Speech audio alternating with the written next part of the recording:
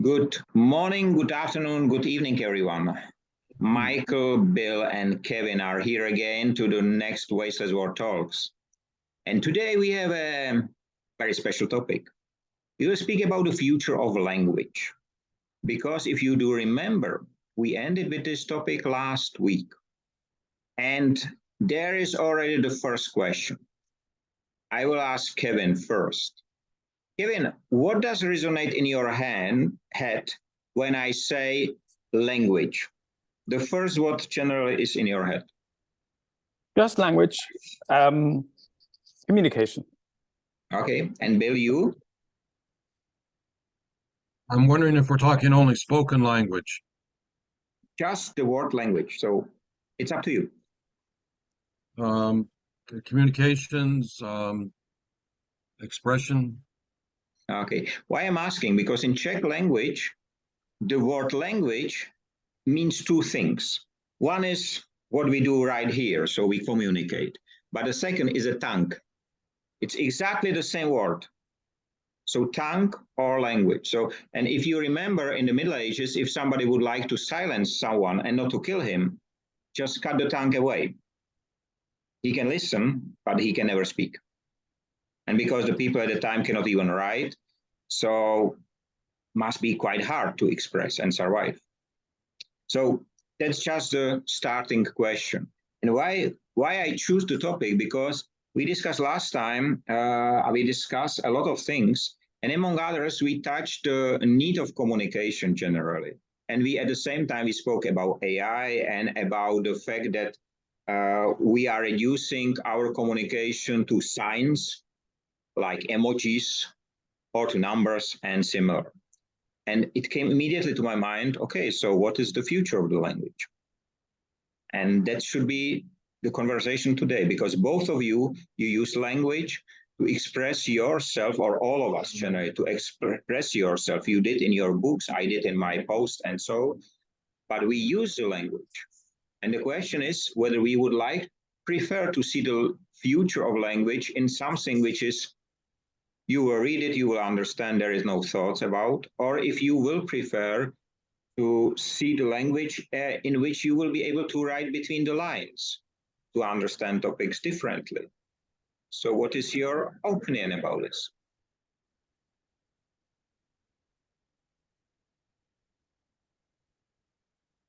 So language has changed just in my lifetime, or just in the last 20 years, tremendously.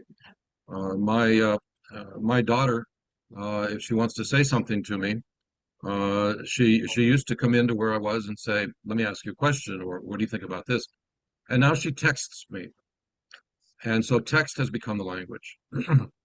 And as a result, I think that people do not do what we're doing right now. Watch the face, get the feedback, look to see the impact that what I say has on you. That's all missing in a text. And if you had asked me 20 years ago what a text was, I wouldn't have a clue. So 20 years from now, the future of language, will there be additional languages that are being used that we cannot guess at today? What is your turn, Kevin? I think that you can see the future of language by looking back at the history of language. Language is fluid. It's ever-changing. It doesn't stay still for a second. So today, when you buy in London, you buy one of Shakespeare's plays. The play is about 120 pages. The next 200 pages are explaining what the text means, because we can no longer read English from 400 years ago and understand it. And I think that with technology, language is going to change even quicker. It will be even more fluid, even more flexible, even more dynamic than it's ever been. And so in 50 years' time, if people look at this podcast, they'll look at us and think we're so old-fashioned. Thank you for the opinion. Generally, why I was not all the time on the screen, because I went to pick up one book which I have here in my library. You cannot read, it's in Czech. It's 1924, written by an author which never write anything else. He was a teacher in a small school. It's called the Sunset of Humanity. And it's very interesting, 1924, and he predicts, for example, Chinese in Europe. Very accurate. The solar power station on Sahara Desert, again, very accurate. So a lot of things. And I just thought that I tried to translate the prologue, so the first word, so the introduction, let's say.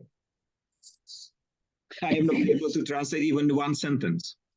It's in such a beautiful language, in such a beauty, that I think that this book was never translated in another language because of this complication of the language. Why I ask this question about the language and future, when we see the discussion about AI, ChatGPT, and similar, there is more and more being spoken that the AI will speak their own language, you know. AI does not need words, does not need us, does not need ears or whatever. I read somewhere that the moment when AI will start to speak their own language is the end for us, for the humans, because we will not be able to understand it.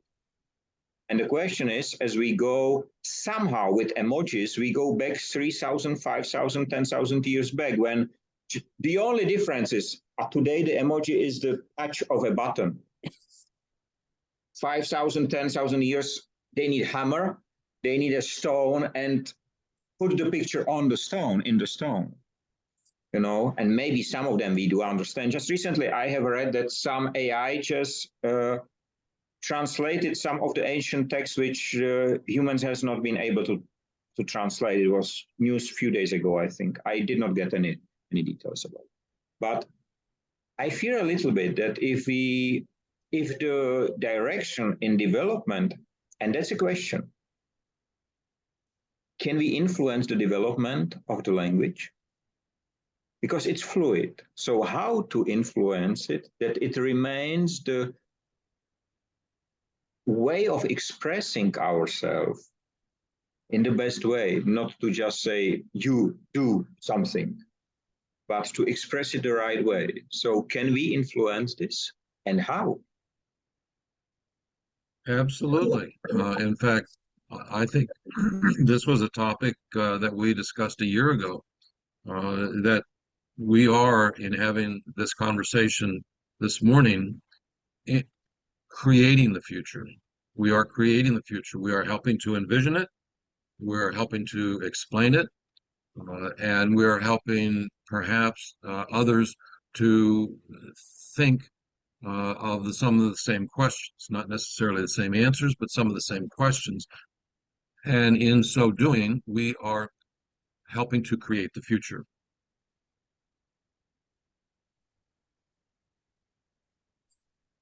And I think also there's something reassuring about language which isn't present day language.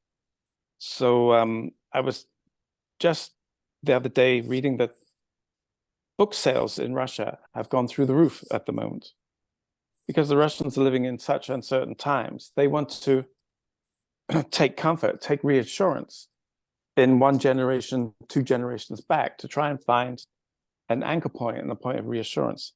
And I think that's fantastic, because that gives value to language. It gives a longevity to value, and then we can appreciate how language has changed, but find value in the language that we enjoy most.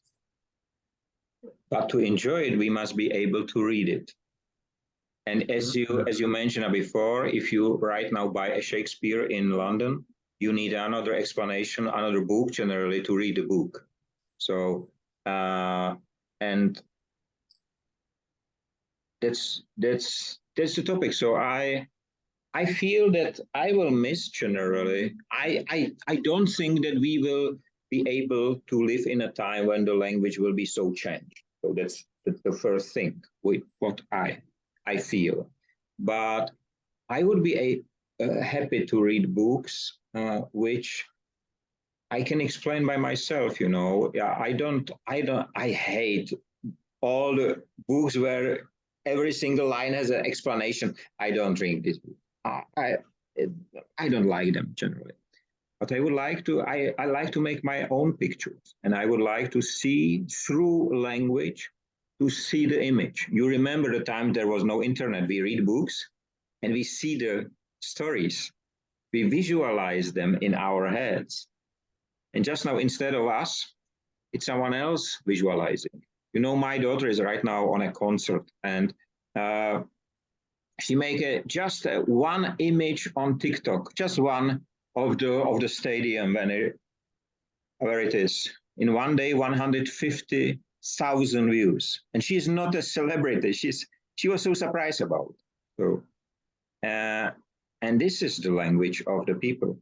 You know, we took picture, we share it, and other people understand it. But you do not say anything to that. You just put their picture. And somehow I feel that, because I have two topics. One was the future of language, but the second was the language of future. And we are right now discussing both generally. So would it be English?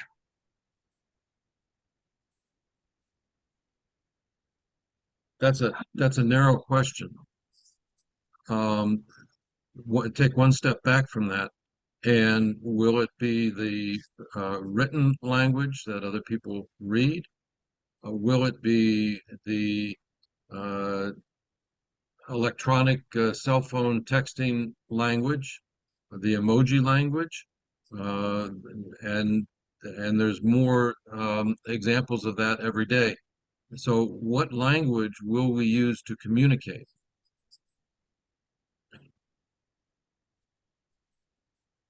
And that doesn't really need an answer, because we'll find out.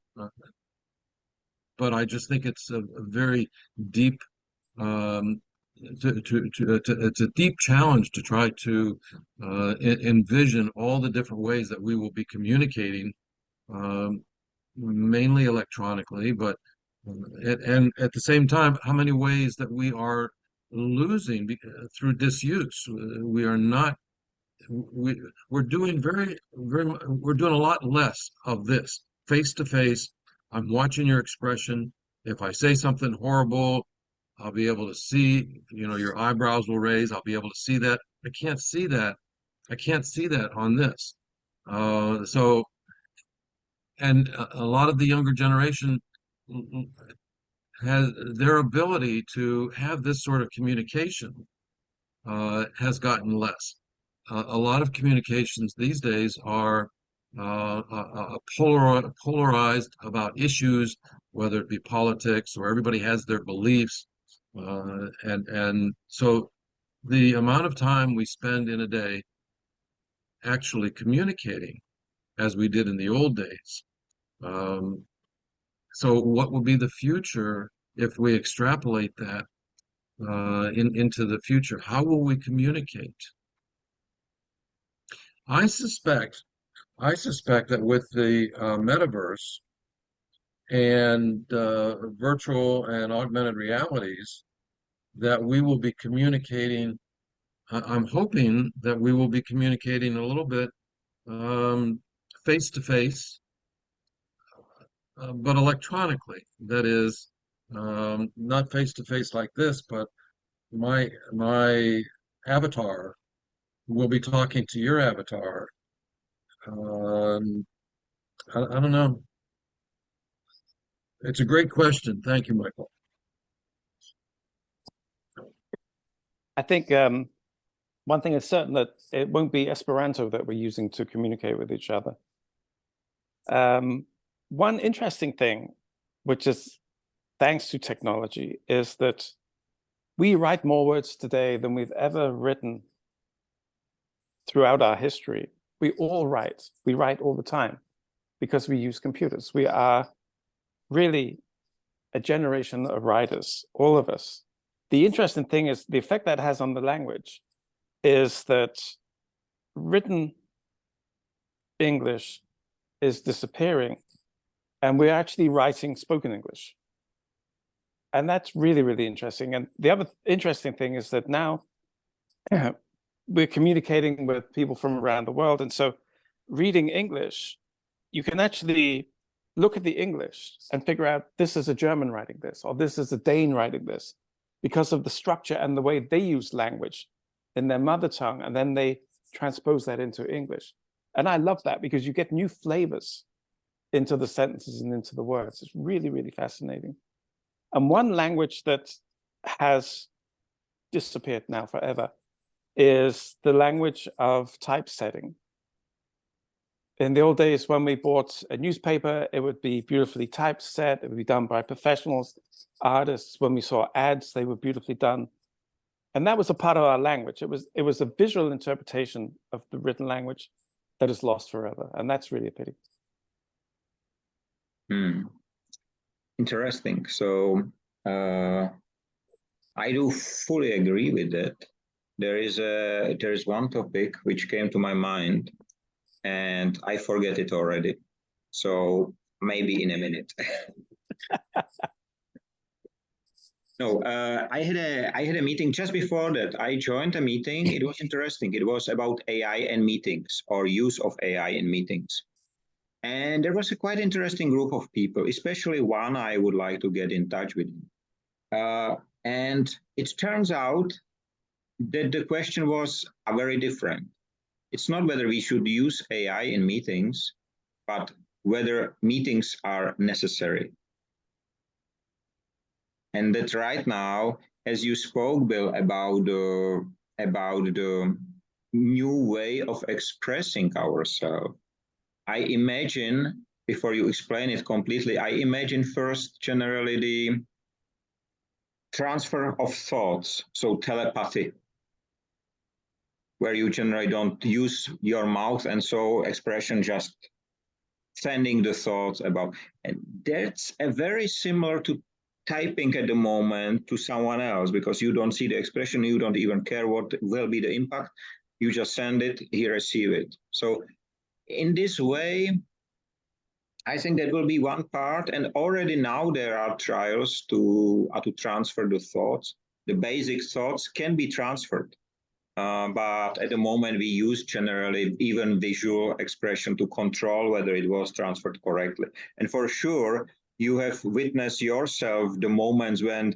you go with your wife or with your friend or children, and they don't speak, but you understand what to do. And in fact, that was a perfect example. What you just did, that was a perfect example of a type of communication that people who are close. You said something that was on my mind. My wife does that, and it is no parallels there, please. And there are times when we'll be sitting talking, and she will say, "Oh, you know, we haven't spoken to Dahlia in a while." The telephone will ring, and it'll be Dahlia. So I think that a lot of us are connected to some form of communication. You mentioned telepathic. Some form of communication, we are connected. And I think that we should develop that more. So if any of us say something that you were thinking, let's note that. Let's start collecting these data points. A few years ago, I was really interested in synchronicity and the subconscious connection that we all share with each other. And like you say, you think of somebody and then they call. And my worry was that the more we used electronic devices to get in touch with each other, the more the danger is that we will lose this ability to have this synchronicity connection. And I think it is something we should try to understand much better and try and develop it, because it is an amazing human attribute that we don't use and don't understand. And I think it's not human, it's natural. Because generally the communication is there. We are just one of the creatures which can do it, but the others can do it much more better than us. Yes, I was just gonna say that there's a data point that oftentimes if I'm feeling sad, the dog will come over and put his head on my lap or something to comfort me. He can feel it.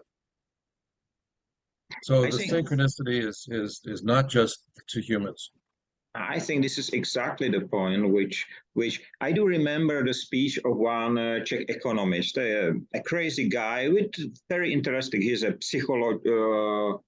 He's so not a standard economist. So he speak about interesting things with interesting language, let's say. And I do remember one of his speech when he took his mobile and said, "Do you call your mom?" And everybody in the audience, of course. And he said, "Do you speak with your mom?" You don't. You speak to your mobile.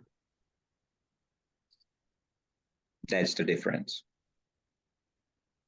And he was absolutely right. The audience was completely silent at that moment because nobody of us realized it.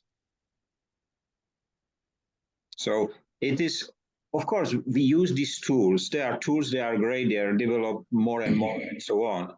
But at the same time, as you, both of you just mentioned, we should not lose this different type of connection, which was never so completely explained scientifically or so, but it is here. Everybody knows it. Everybody has sometime the same feeling, but I don't know why, but we do not spend money and time on investigating this stuff. Or do you know about really serious investigation? I know that in Asia, in many countries, there are, and generally in a religion partly somehow, there are such a discussion and investigations. But if I call it scientific on a level of European, as I do understand, I am not sure that there was someone who really spend his time and get some funding for that to explain, to really teach us, because if we should not use it, we have to know that we have it and we have to know how to use it. But none of this is right now being somehow educated or given to us. We just touch it time to time.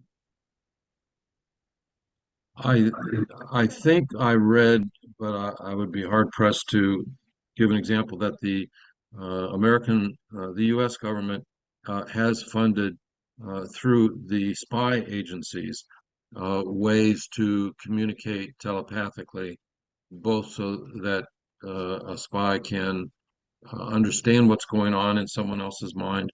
But I would look there to see what is being funded.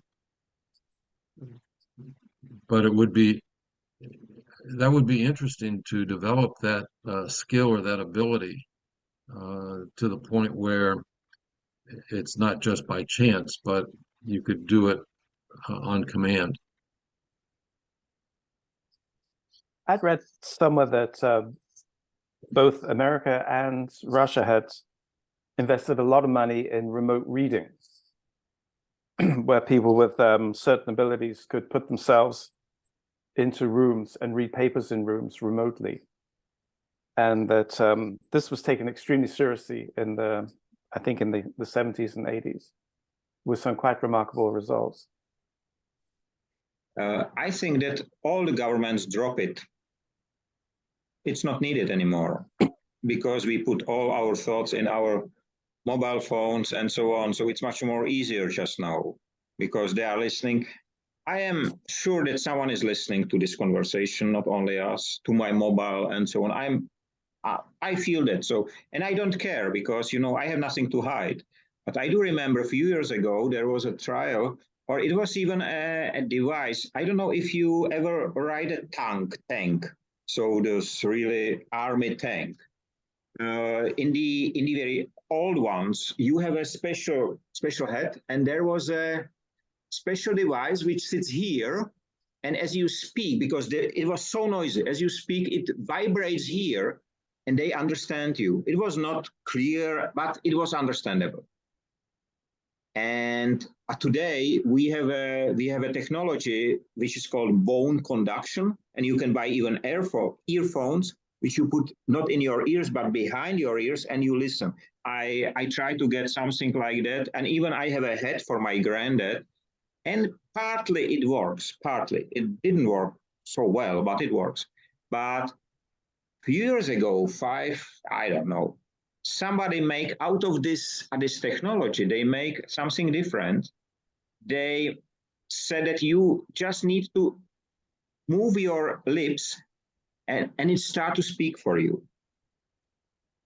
And it was done that they said that they can translate, even not even moving the lips, that they can translate your thoughts.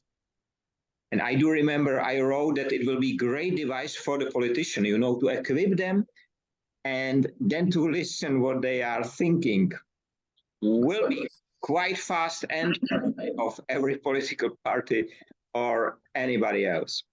But and few weeks ago, there was a Japanese, they make glasses, has been a lot of cameras, and they watch your lips and face movements and so on, and they can really not translate, they can speak what you would like to say. So you just move this, and they speak for you. It was quite interesting. I don't know why they developed it. It was some university did it, so it was some study. But I think that the new Apple goggles, they have a lot of cameras inside, and they do something similar. Read your expression generally. Actually, that's one thing which won't change. Is the one universal language we have is our body language and our expressions. Doesn't that change by culture?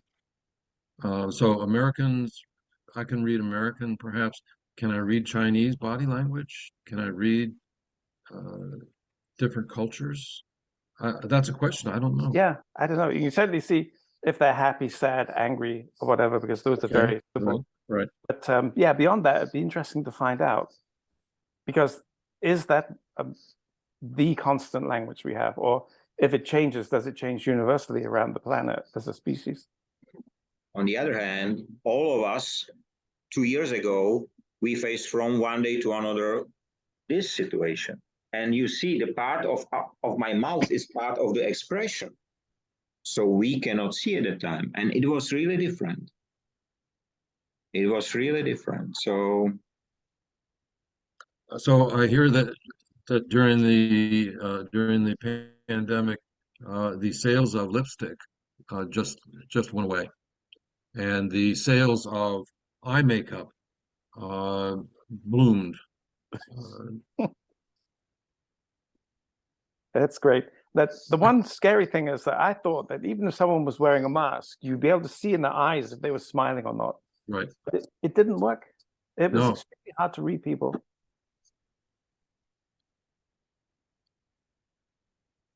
And especially it did not work if you met me. I still carry my face mask on all the time. So maybe quite hard. And you can imagine I was like an alien riding on a unicycle with this on my face. The first days the people has been crazy, but it took two weeks and first start to ask where I get it. You know, it was quite fast. But I spent 2 years with this. Is that also a filter, Michael? Yes, that's generally you can attach, and it's a professional. It's made in Czech Republic generally, and it was even for the U.S. Army and so on. So it's a really special device with nanomaterials. And as I said, I spent 2 years with it. So making workshops, webinars, loading a truck, that was unbelievable hard, but it works. I have no COVID. So there's one other type of language, and and there's a child's book that I read to my grandsons, and it's called The Invisible String. And the invisible string connects my heart with your heart, somebody that you love. Doesn't matter where they are. Maybe they're not in the same building, maybe they're not in the same town. And the little boy says, "What about if they're in outer space?" Yes, it still connects my heart with your heart, this invisible string. And this goes along with the discussion we were having a few minutes ago about me thinking of something or something occurring to me at the same time that my wife does, or at the same time as somebody's calling us on the telephone or something. That it is there. I don't know if it's detectable. Is it detectable as it's happening? I don't know, but it is there. And there are plenty of stories of people who are saying, "Oh, oh, my brother. Oh, I just had this thought about my brother. I hope he's okay." Pick up the phone, you call him, and in fact, he had something bad happen to him or whatever. That invisible string does exist, I believe. It would be neat to figure out how to how to tap into it or monitor it or measure it in some way. Have you ever tried a meditation? You probably did in your life. Meditation. Not very well. I mean, you know, I in the 60s or the 70s, I think I probably mumbled with my eyes closed, but I was just playing. You know, I was twice in Nirvana. Nirvana is a stage. I didn't know what it is. I did not read the books about it. I just feel I have to generally meditate. I even didn't know the word meditation, but I did. And that's a very strange moment when generally you really sit on the ground and your, how do you call it, the astral body generally leave you and you see yourself from the top. It's an unbelievable feeling. And there is something like this invisible string generally, which is connect you. It's, how do you call it, silver string generally. It's very interesting. Since then, I was not able to reach it anymore. So it's 40 years, I don't know. But it was a very interesting feeling. What did it connect you with, Michael? Not sure. So I was connected to myself generally. So the astral body was connected to the physical body. And I just went out somewhere in the space. I do not remember anymore. I just remember the feeling, which was very strange. And then I realized I was sitting there for 6 hours. So, and it looks like 1 minute. I was reading some reports about people who take ayahuasca, and I'm not advocating doing it for a second, but the interesting thing is that these people who go on to this higher plane usually experience the same thing. They have the same feelings, the same experiences, they meet the same characters there. And that's really, really interesting because that's, you know, if it was just a random drug effect on the brain, it couldn't possibly mean that people all shared the same general experience. And I think that could be related to the same thing as synchronicity, this feeling that, you know, we get when we think about somebody and then they call. I think there's a connection. And the question whether we can really, because without knowing a little bit more, we probably will not be able to transfer the knowledge. It can be transferred just by behaving the right way, identifying the moment, speaking with the other people, with the other person or with the other people, whether they experience similar, and share it. So that's the only way how we can do it. For me, it has a big value, this experience, because as I said, I never read about meditation, anything like that. And I analyze it back 10 years back. I analyzed what I reached, and I was surprised myself. So it was so interesting because we are influenced by what we read, what we listen, what we do, but that was different. So, and maybe this unclear definition or unclear way how it works helps us to share this knowledge in some way. I don't know. That's it's really hard to express. So, but important is that all of us, we think that in the future there will be language. Yeah, we cannot not communicate. And language is the easiest way to communicate. We need language to express ideas, opinions, pass on knowledge. Language is the only way we can do that. But you can exist without language. I'm thinking of Tibetan monks on the mountaintop, or people who have been injured in battle that can't speak, maybe are blinded, and yet they exist and they have thoughts. We can just take animals. They don't have a special, they have their own language, let's say. Cats speak to cats, but I think that they do understand each other. Even dog understand a cat, I think. But they never spend the time on developing a written language, different languages, and so on. I think that if a dog from Czech Republic meet a dog from the US, they will understand each other. That's a great question. I'm going to look that up. I will ask my rabbit, but she does not speak with me. One interesting thing. Yes, go ahead, Kevin. Sorry, but I was just going to say one interesting thing was I was reading that it doesn't happen that often, but sometimes twins, when they're born, they're so close to each other, they develop their own language, different from the language of their parents, and they communicate using their own language. I saw a video. I saw a video not too long ago. Two toddlers could barely stand up. They were in the kitchen in diapers, twins, and they were talking to each other in baby talk, and they understood and they were using gestures. So there was emotions getting into it, and it seemed like they understood what the other one was saying.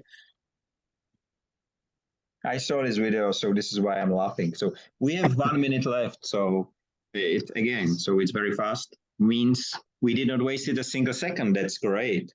So you know that I say all the time my greeting at the end, and it's longer and longer every time, and it will be even longer this time. So because I think language is important, and we should not allow the language to be crippled, I will say, because it should be as rich as our life. Then we need to work to keep it vibrant and not get lazy with our language. Yes. Okay, so it's again the end. I would like to wish everyone have a nice time free of waste and wasting in all its forms. Stay safe, free, visible, and audible, and protect your language. Because if we do so, we will be able to defeat the giants which try to do very different way. See you next time. Bye-bye.